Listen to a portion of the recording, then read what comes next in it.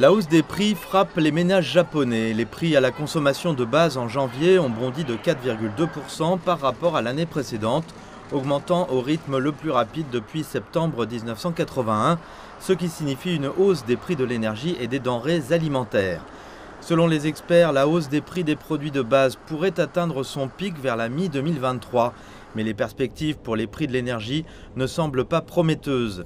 Les coûts de l'énergie au Japon n'ont cessé d'augmenter depuis le début du conflit en Ukraine, après que Tokyo a imposé une restriction des importations en provenance de Russie. Les prix de l'énergie augmentent rapidement. La hausse du coût de l'électricité est particulièrement élevée. Par rapport à il y a un an, les factures d'électricité ont augmenté de 20%, voire 30% par rapport à il y a 2 ans. L'administration Kishida a annoncé un programme global de relance économique afin de réduire les factures mensuelles d'électricité et de gaz pour le ménage moyen d'environ 2500 yens, soit un peu plus de 18 $.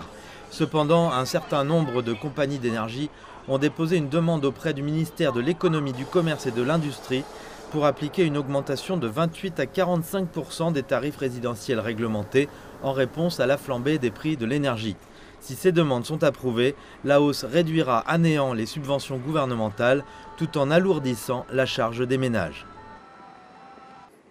Je suis particulièrement inquiète à propos de la facture d'électricité et j'ai entendu dire qu'elle allait exploser à partir d'avril. Nous en ressentons déjà le poids. Mon mari travaille à la maison, donc il reste à la maison toute la journée.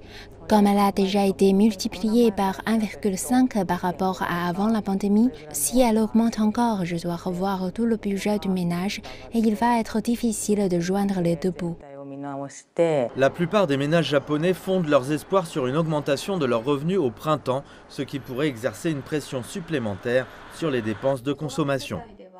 Depuis la pandémie de Covid-19, de nombreux ménages avec enfants ont vu leurs revenus diminuer et tentent de joindre les deux bouts. Je pense que ce qui arrive au salaire réel des jeunes travailleurs de 30 et 40 ans sera un facteur qui affectera la consommation personnelle à l'avenir. De nombreux ménages s'inquiètent déjà des factures d'énergie pour les prochains mois d'été lorsque la climatisation deviendra nécessaire. Certains réclament des mesures supplémentaires de la part du gouvernement.